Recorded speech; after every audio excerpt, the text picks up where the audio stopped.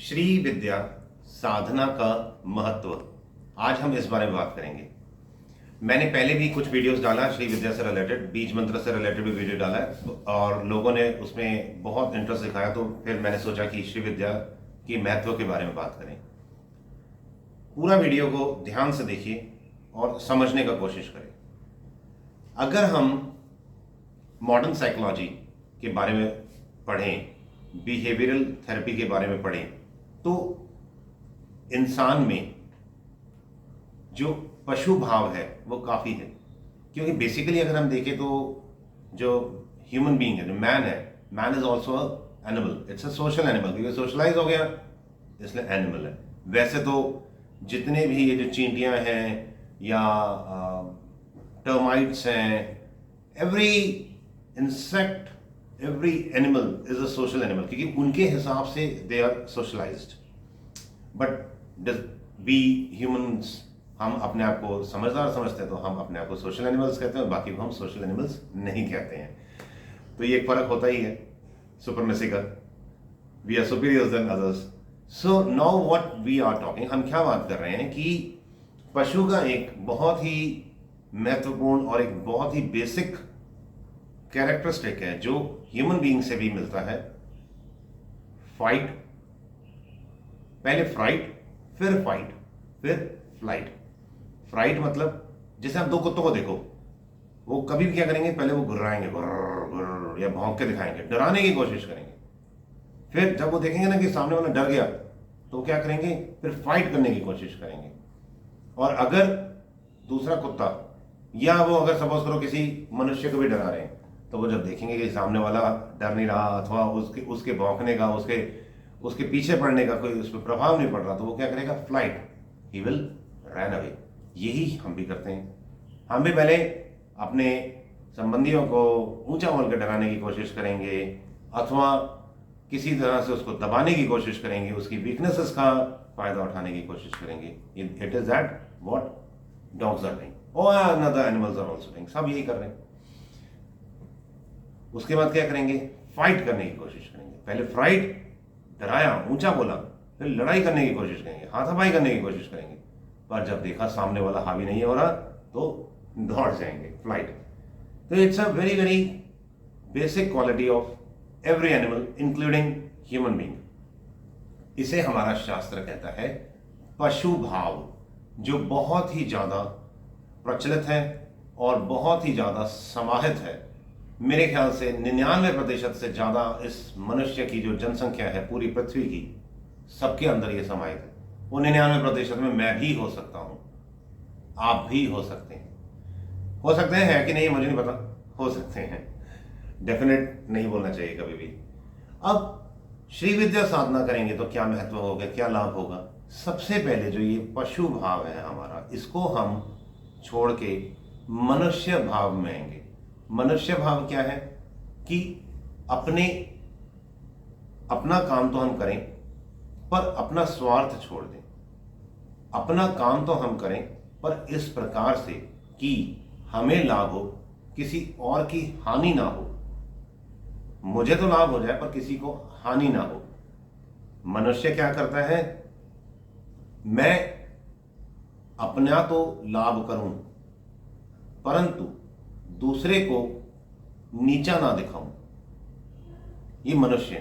पशु सब कुछ करता है, जो पशु है वो सब कुछ करता है। मनुष्य के अंदर, मनुष्य सिविलाइज्ड हो गया ना, तो civilized animals have some better qualities. तो श्री विद्या साधना करने से सबसे पहले तो ये बेटर क्वालिटी आती है।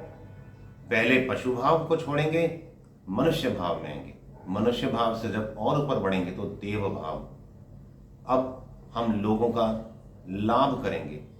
हमारा नुकसान हो जाए कोई बात नहीं, पर दूसरे का नुकसान नहीं होना चाहिए।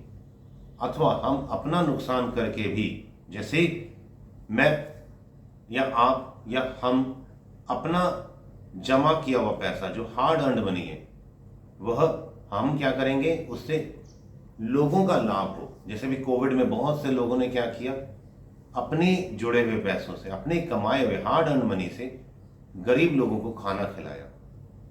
बहुत से लोग अनाथालयों में, ऑर्फनेजेस में दूसरे बच्चों को, ऑर्फन्स को गोद ले लेते हैं। एक तो होता है गोद लेना कि अपने घर ले आना, और दूसरा इस तरह से भी करते हैं कि वो रहेंगे तो उसी ऑर्फनेज में, बट वह लोग उनका पालन पोषण करते हैं। यह देव भाव है। अब पशु भाव से मनुष्य भाव, मनुष्य भाव से देव भाव, और देव भाव से अब आगे क्या करेंगे हम, कॉन्शियस लेवल को। ये कब हो रहा है, श्री विद्या साधना से हमारा कॉन्शियस लेवल जो है वो बढ़ रहा है। हम कॉन्शियस किस चीज के प्रति हो रहे हैं, हम अपनी वृत्तियों के, अपनी विकारों के प्रति कॉन्शियस हो रहे हैं, अपनी विचारों के प्रति कॉन्शियस हो रहे हैं। हम अपनी कमियों को हटाते हुए हम आगे बढ़ रहे हैं। अपनी नकारात्मकता को हटाकर हम सकारात्मकता की ओर बढ़ रहे हैं। जानते बूझते अब हम जीवन जी रहे हैं। अभी तक जो हम अनकॉन्शियसली, अननोइंगली, बेहोशी की हालत में बस जो हो रहा होए जा रहा है, करे जा रहे हैं, वैसा नहीं अब कर रहे। अब हम समय के प्रवाह के साथ, अपने जीवन के प्रवाह के साथ जुड़ते हुए चल रहे हैं।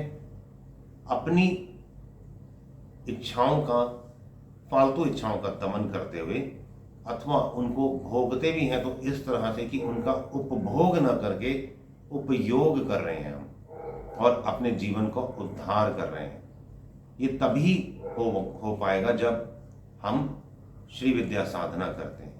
पशु भाव से मनुष्य भाव, मनुष्य भाव से देव भाव, और देव भाव से फिर आत्म भाव अथवा योग भाव, कि हम योग की स्थिति में जा रहे हैं, योग की स्थिति में स्थित हो रहे हैं, और फिर उसके बाद आत्म स्थिति में, फिर ब्रह्म स्थिति में।